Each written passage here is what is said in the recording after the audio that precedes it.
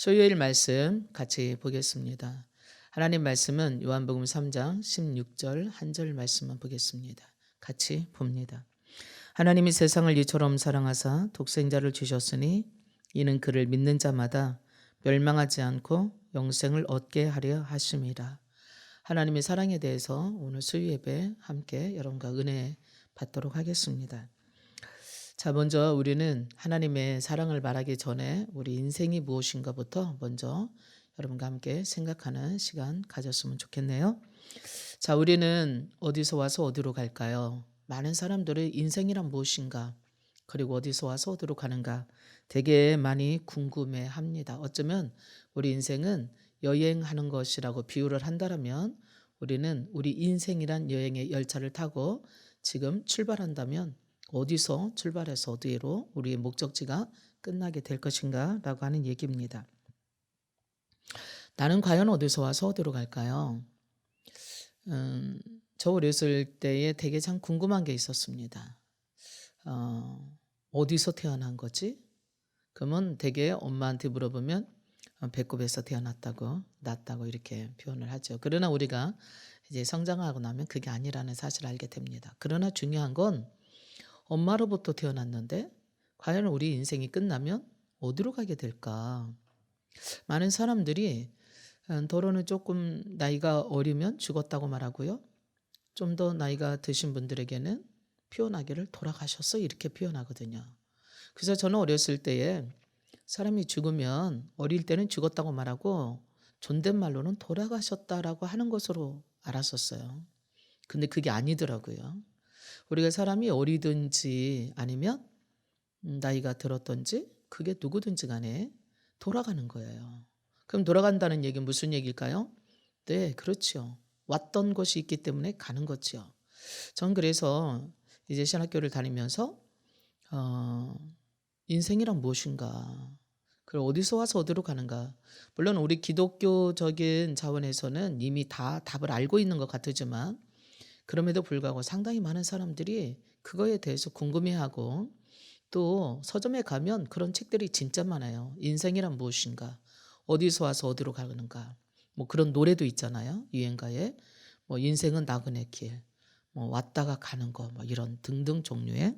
근데 여러분이 고도의 과학이 또 기술이 발달되는 오늘 이 시대에 살아가고 있으면서 이 문제는 아직도 숙제로 남아 있다는 사실을 여러분들 알을까요? 세상의 학문이나 과학은 그 어떤 것으로도 인생이 어디서 와서 어디로 가는지 말해주지 못할 뿐만 아니라 과연 인간이란 무엇인가라고 하는 것들에 대해서 확실하게 뚜렷하게 답해 주는 부분이 없어요. 근데 유일하게 인간이란 어디서 와서 어디로 가고 있고 인간이 무엇인가라고 하는 것에 대해서 정확하게 이것도 저것도 망설임 없이 말해주는 게 하나 있어요. 성경이에요. 그러면 성경에서는 인간이 무엇인가라고 표현할 때 뭐라고 얘기하고 있느냐면 야고보서 4장 14절에는 그렇게 말해요. 인간은 잠깐 보이다 없어지는 안개다라고. 그 얘기는 잠깐이에요. 잠깐 있다 사라지는 존재다. 존재에 대한 얘기를 하고 있는 거죠. 또 베드로전서 1장 24절 말씀에 보면 인생이란 풀과 같고 그리고 그 인생의 영광이라고 하는 것은 영화라고 하는 것은 풀에 피었던 꽃과 같은 존재다. 그래서 인생이란 어떻게 보면 그 실존 자체, 존재 자체가 잠깐 있다가 사라지는 거. 어쩌면 그게 맞는지 몰라요. 우리 주변에 보십시오. 그렇게 유명했던 과거에 많은 사람들, 학자들, 또 예술가들, 그리고 또 선인들, 착하다는 사람들 등등. 참 지금부터 시작하면 200살 넘은 사람이 세상에 몇 명쯤 될까요? 200살도 못 살고 가는 인생이거든요. 그렇게 본다면 참 우리는 맞는 말인 것 같아요. 다르게 표현하면 우리 꽃으로 한번 비유를 해봅시다. 제가 작년에 가을에 튤립을 우리 교회 하단에 참 많이 심었어요. 한 200개 심었는데 한 50개는 죽고 한 100개 여개 뭐 50개도 더 죽은 것 같으죠. 근데 그것들이 꽃을 피웠어요. 참 예쁘게. 그래서 날마다 화단을 보는 기쁨이 있습니다. 그래서 제가 그 튤립 중에 하나 너무 예뻐서 네, 하나를 꺾어다가 제 책상에 놨어요. 근데 하룻밤 만에 금방 시들어 버렸어요. 그래서 물에 담궈 놨어요. 그랬더니 조금 사는 듯 하더니 물속에서도 뭐 한 이틀 이렇게 가더니 그냥 시들어서 죽어 버렸어요. 그래서 괜히 꽃송이만 하나 없앴네 그런 생각. 꺾지 않은 꽃들은 지금도 살아 있거든요. 피어 있거든요. 살아 있는 것처럼. 마치 우리가 그렇게 어떤 꽃이든지 튤립뿐만 아니라 모든 꽃들을 꺾어서 잠깐 옆에 놓으면 살아있는 것 같은데 시간이 지날수록 시들어 버리고 죽어버려요. 마찬가지로 우리가 하나님으로부터 분리된 인간들은요, 안개와 같이 아니면 풀과 같이 꽃과 같이 잠깐 있다가 시들어져 버린다는 사실입니다. 그래서 성경이 이렇게 표현했네요. 우리로 하여금 살아있는 게 아니라 죽은 거라고. 우리는 육신으로 살아있지만 죄와 허물로 죽었던 우리들이라고 표현하고 있어요. 그래서 우리 인생이란 참으로 묘한 인생입니다. 어디서 와서 어디로 가는지라고 하는 것들에 대한 것들, 세상의 수많은 책들이 뭐 과학책을 비롯해서 수필이나 소설이나 등등 종교책까지 교육까지 공부한다고 해서 우리가 알아지는 게 아니라는 사실이에요. 근데 마치 우리는 속는 부분이 있어요. 굉장히 오래 이 세상에서 장수할 것 같은, 영원히 살 것 같은. 마귀는 우리에게 그러한 희망을 불어넣어 줍니다. 세상이 전부라고. 그리고 세상에 대한, 내일에 대한 기약과 기대를 갖게 해요. 근데 사실요, 우리 인간의 결국은 늙고 또 더 나아가서는 병들고 그리고 죽고, 죽은 것으로 끝나는 것이 아니라 그 다음에 세상에서의 하나님의 심판이 기다리고 있을 수밖에 없는 그러한 인생, 그 예외도 아무도 없어요. 만약에 여러분과 제가 어디를 떠나기 위해서 차표를 사러 가서 매표소에서 이제 어디 가십니까? 라고 상대방이 물으면 글쎄요, 잘 모르겠어요. 어디 가야 좋을까요? 라고 묻는다라면 매표소 직원이 뭐라고 하겠어요? 이 사람 이상한 거 아니야? 뭐가 좀 부족한 것 같은데? 뭔가 좀 잘못된 사람 아닐까? 이렇게 묻지 않겠어요? 우리는 분명코 우리 인생이 왔다가 가야 되는, 내가 가고자 하는 목표점이 있어야 되는 게 사실입니다. 그래서 저는 이 시간에요, 우리 인생을 잠깐 보이다 없어지는 안개라고도 말씀하시고, 풀이며 또 우리 인생의 영광은 풀의 꽃과 같다고 말씀하신 성경 말씀이 근거해서 하나님께서 우리를 향해서 뭐라고 말씀하시는지, 어떤 존재로 지으셨는지를 살펴보면서 우리 인생을 향한, 진짜 인생이 무엇이고 인생을 향한 하나님의 목적과 뜻이 무엇인지를 찾아보고 하나님의 사랑에 대해서 더 깊게 알아가는 시간 되었으면 좋겠습니다. 이 세상의 모든 것은 존재하는 목적이 있어요. 네, 제가 쓰고 있는 이 마이크도 목적이 있네요. 최근에 바꿨어요, 마이크를. 손에 들고 하니까 힘들어서 이렇게 세워놓는 것으로. 그랬더니 참 편하고 좋습니다. 우리는 허다못해 볼펜 한 자루라도 그것이 만들어지는 목적이 있습니다. 그냥 생겨난 게 아니에요. 분명한 목적을 가지고 만들어졌고 존재합니다. 자, 그렇다면 우리 인간의 존재는 의미와 목적이 무엇일까요? 우리들 자신에 있어서 성경은 이렇게 말하고 있어요. 창세기 1장 27절에 하나님께서 우리를 하나님의 형상대로 남자와 여자를 창조하셨다고. 그럼 왜 하나님께서 하나님의 형상대로 남자와 여자를 창조하셨을까요? 라는 얘기예요. 요즘에는 저출산일 뿐만 아니라 뭐 산포, 사포 그래서 직장을 가질 수 없으니 연애도 포기, 결혼도 포기, 자식도 포기 이런 이야기가 나올 정도로 시대가 참 많이 바뀌었어요. 근데 옛날에는요, 결혼해서 자녀를 낳지 못하면 칠거취약 중에 하나였어요. 그래서 쫓겨나기도 하고 이혼 당하는 거죠. 이혼하고 싶은 게 아니라 그런 시절이 있었어요. 근데 지금은 그게 무슨 말이냐고 요즘 현대 아이들은 그럴 거예요.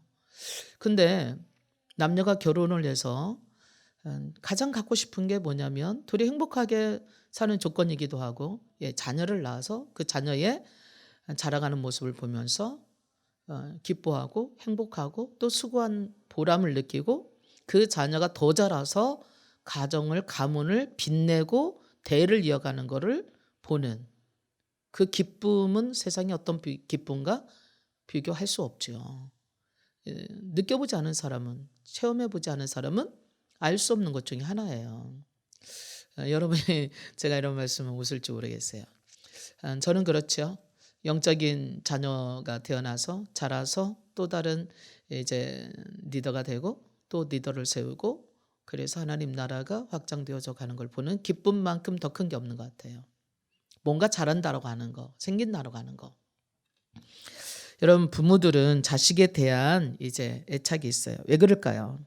내 생명을 받았기 때문이고 나를 닮았다고 하는 그리고 사랑을 주고받을 수 있는 그런 것 아닐까요?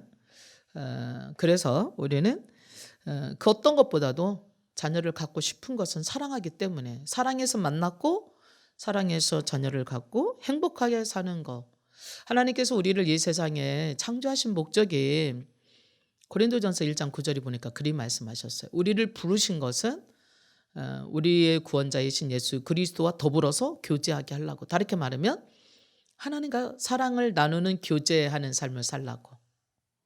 그래서 인간을 창조했고요. 그래서 그 인간을 축복하고요. 그 인간들로 하여금 번성하고 생육하고 번성하기 원하시고요. 그래서 우리가 하나님께서 우리를 지으신 하나님과 인격적인 교제를 통해서 하나님도 기쁘시고 우리도 행복하고 기쁘고 그리고 더 나아가서는 세상이 더 확장되어져 가고 형통하고 번성해 가는 것을 원하시는 거죠. 하나님의 목적이 거기에 있다고 말씀하고 있어요. 그렇다면 우리가 진정한 신앙생활의 기쁨은 어디서 누릴까요? 뭔가 많이 갖는 데서? 아니요. 우리가 누군가를 사랑한다라면 언제 사랑을 진짜 느낄까요? 내가 뭔가 많이 받아서? 아닐 거예요. 오히려 내가 많이 주어서 그리고 저 사람과 함께 있을 수 있어서 그리고 서로 즐길 수 있어서 뭐 이런 거 아니겠어요? 그런 것처럼 우리 인간이 하나님의 형상을 가졌다라면 우리 인간들도 우리 사람들도 내가 진짜 기쁠 수 있는 거는 행복한 것은 누군가를 사랑해서 그 사람에게 내가 뭔가 해줄 수 있고 줄 수 있을 때 행복하고 기쁜 거잖아요. 하나님도 우리에게 주고 싶어 하세요. 그래서 천지를 창조하셔서 만물을 우리에게 주셨어요. 그리고 그것을 통하여서 하나님께서는 함께 기뻐하고 함께 누리고 함께 교제하기 원하셨어요. 예수님께서 이 땅에 오신 목적도 그렇게 하시네요. 요한복음 10장 10절에 그러셨어요. 내가 온 것은 사람으로 생명을 얻고 더 풍성케 하려고 오셨다고 말씀하고 계십니다. 자, 이 생명, 예수님께서 우리에게 주고자 했던 이 생명, 하나님 안에 있었던 생명이에요. 왜냐하면 예수님은 하나님이시니까. 요한복음 5장 26절에는 또 우리에게 그렇게 말씀하고 계세요. 하나님 안에 있었던 그 생명을 예수님 안에 있었고 예수님께서 그 생명을 우리에게 주기 위해서 오셨고 그것을 주시기 위해서 오늘 이 땅에 오셨다라고. 그래서 우리가 예수님을 만나게 되면 예수님을 믿게 되면 예수님 안에 있었던 하나님께 있었던 영원한 생명을 가지게 되는 거예요. 그래서 요한복음 24장에 말씀합니다. 예수를 믿는 사람들에게는 하나님의 영생을 얻었고 심판에 이르지 않는다고. 바로 하나님의 영원한 생명을 갖고 영원히 살게 된다고 하시는 말씀이죠. 이 생명, 하나님의 영원한 생명을 헬라어로는 조의 생명이라고 그래요. 그 얘기는 죽지 않는 생명, 영원히 있는 생명, 완전한 생명, 전능하신 생명 이렇게 표현할 수 있습니다.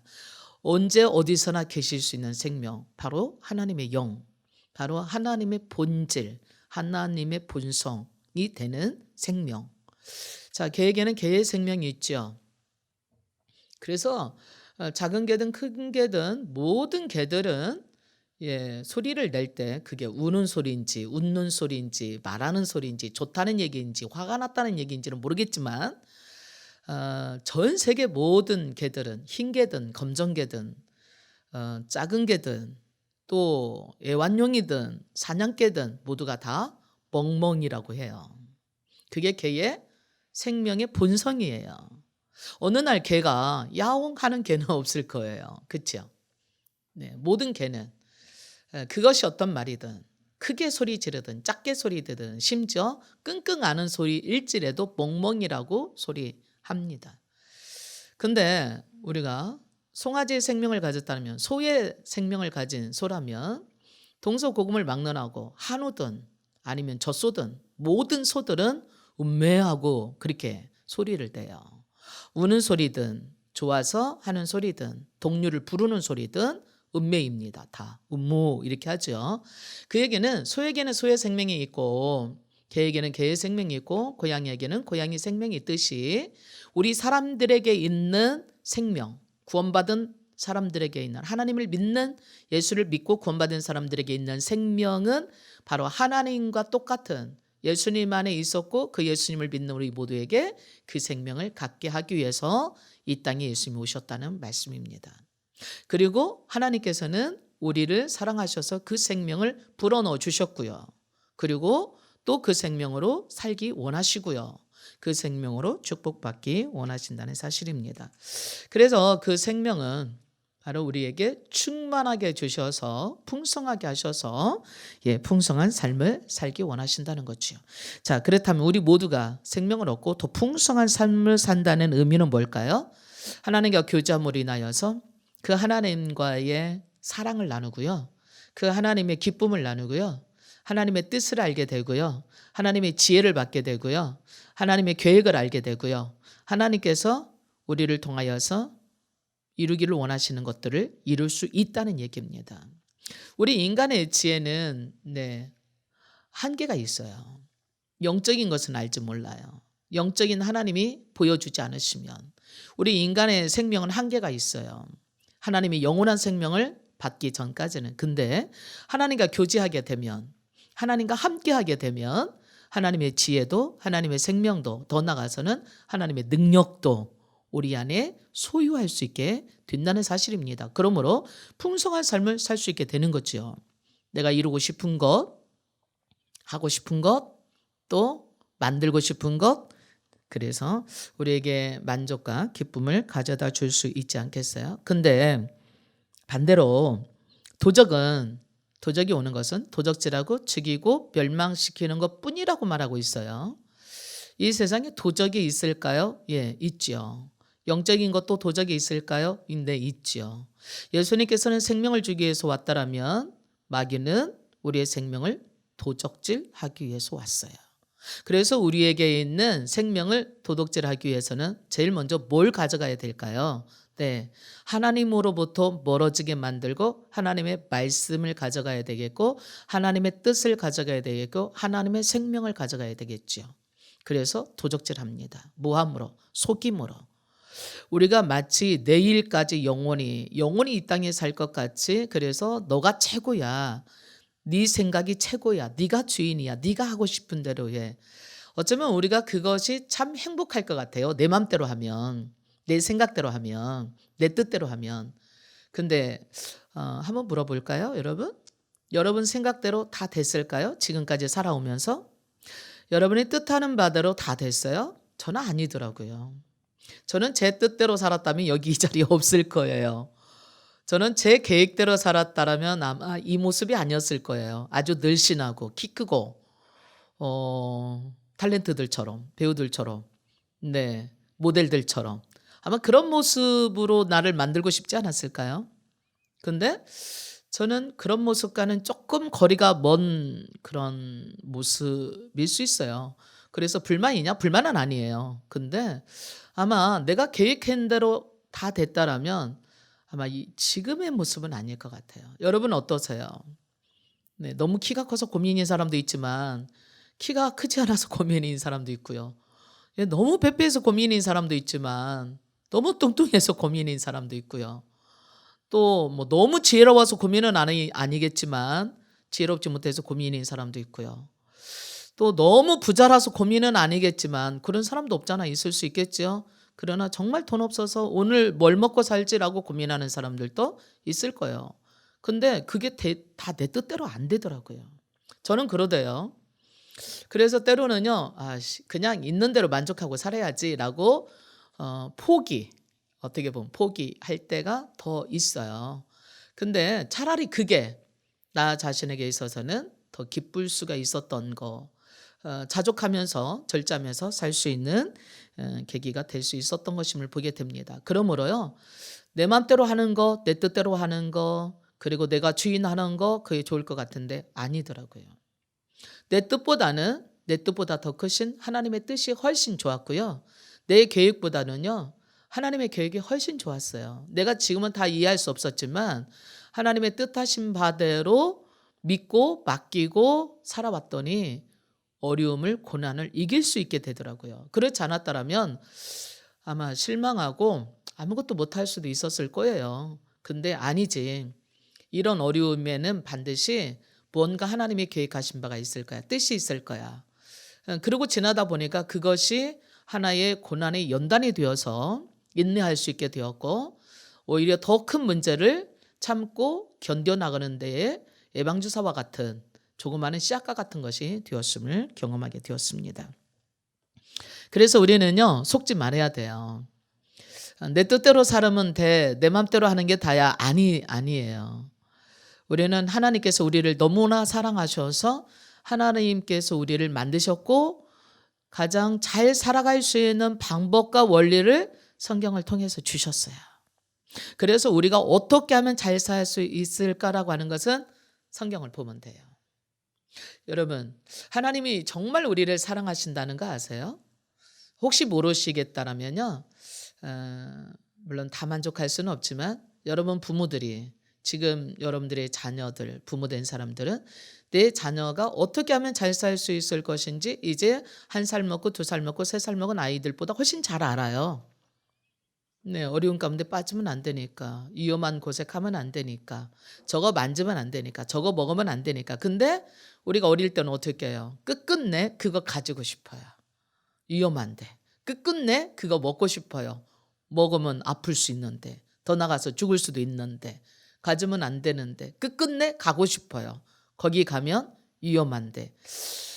하나님은 그래서 우리 인간이 다 이해할 수 없지만 내가 원하는데 주지 않으실 수도 있어요. 또 내가 하고 싶은데, 내가 갖고 싶은데 소유하지 못하게 하실 수도 있어요. 지나고 보면 내가 그때 그거 하지 않았던 게 참 잘했던 것 같아. 내가 진짜 잘 참아서 그 말 않고. 이럴 때가 얼마나 많으세요. 우리 인간은 이처럼 한계가 있어요.